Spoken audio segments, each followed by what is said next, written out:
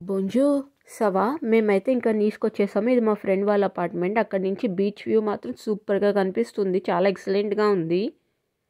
ఆ రోజు మా ఫ్రెండ్ బర్త్డే ఉంటుండే, సో కేక్ తీసుకుందాం సర్ప్రైజింగ్గా అని చెప్పేసి బయటకు వచ్చాము.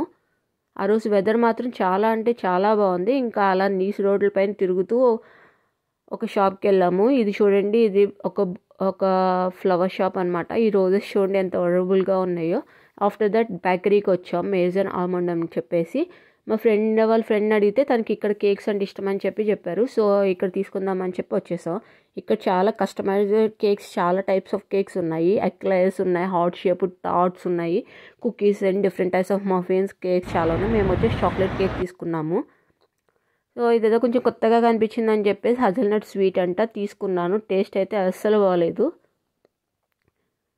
ఇంకా కేక్ కటింగ్ అయిపోయింది. నైట్ డిన్నర్కి వచ్చేసి మేము chicken tandoori tacos and chicken strips and wings తీసుకున్నాము. కోక్ అయితే మనకు కంపల్సరీ కావాలి.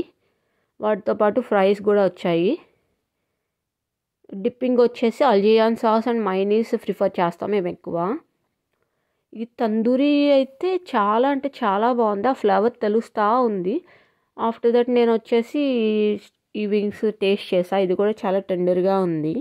Please subscribe.